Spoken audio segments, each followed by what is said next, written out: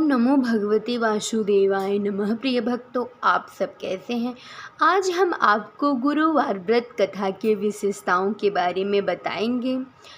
गुरुवार व्रत करने का क्या फल है और इसे कैसे करना चाहिए, गुरुवार व्रत करने की क्या विशेषताएं हैं।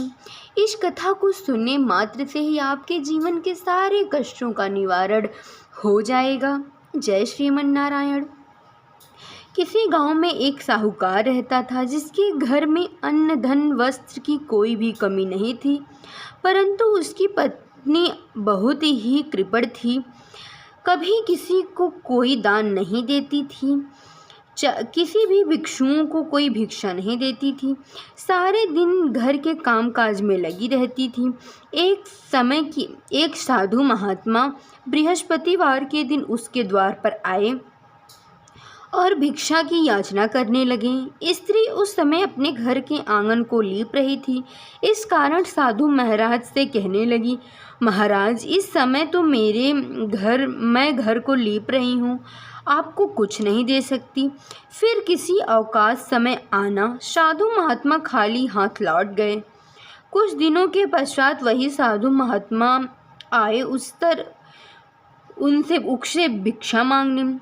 साहूकारिणी उस समय लड़के को खाना खिला रही थी। कहने लगी, महाराज, मैं क्या करूं?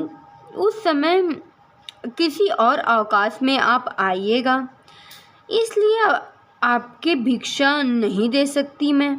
तीसरी बार महात्मा आए तो उसने उन्हें उसी तरह टालना चाहा, परंतु महाराज जी कहने लगे, यदि तुमको बिल्कुल ही अवकाश हो जाए तो क्या मुझको दोगी? साहूकारनी कहने लगी, जी हाँ महाराज, यदि ऐसा हो जाए तो आपकी बड़ी कृपा होगी।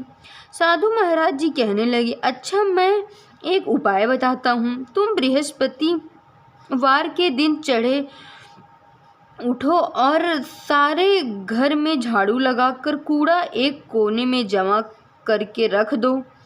घर में चौका इत्यादि मत लगाओ। फिर स्नान आदि करने वाले घर उस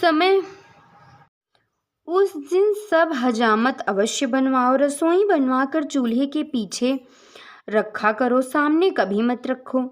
सायंकाल में अंधेरा होने के बाद दीपक जलाओ तथा बृहस्पतिवार को पीले वस्त्र भगवान को धारण मत कराओ, न पीले रंग की चीज़ों का भोजन करो। यदि ऐसा करोगे तो तुम्हारे घर में कोई काम नहीं करना पड़ेगा।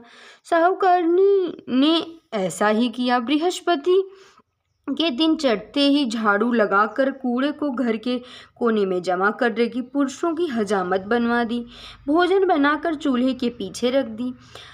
वह सब बृहस्पति को ऐसा ही करने लगी।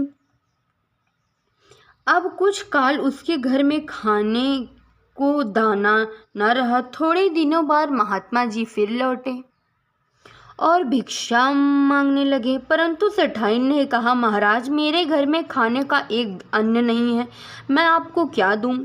तब महात्मा ने कहा कि जब तुम्हारे घर में सब कुछ था तब भी तुमने किसी को कुछ नहीं दिया, अब पूरा अवकाश ही है, अब कुछ नहीं दे रही हो, तुम क्या चाहती हो वह कहो। तब सेठानी हाथ जोड़कर कहने लगी, महाराज, अब कोई ऐसा उपाय बताओ, मैं पहले जैसे धन्य धान से हो जाऊं। अब मैं प्रतिज्ञा करती हूँ कि अवश्य मैं आपको जैसा आप कहेंगे वैसा ही करूँगी। तब महात्मा जी बोले, बृहस्पतिवार को प्रातः उठकर स्नान आदि से निवृत्त घर को गौ गोबर से लीपो तथा पुरुष को हजामत उस दिन न बनवाओ। भूखों को अन्न जल दान करो। ठीक सायंकाल में दीपक जलाओ। यदि ऐसा करोगी तो तुम्हारी सारी मनोकामना बृहस्पति भगवान पूरा करेंगे। सेठानी ऐसा ही किया करती और उसके घर में धन धान्य की कोई कमी नहीं रही, सब पहले जैसा हो गया। इस प्रकार भगवान विष्णु की कृपा से कि अनेक प्रकार के सुख भोगने के लिए वह दीर्घ आयु हो गई। जय श्रीमन नारायण।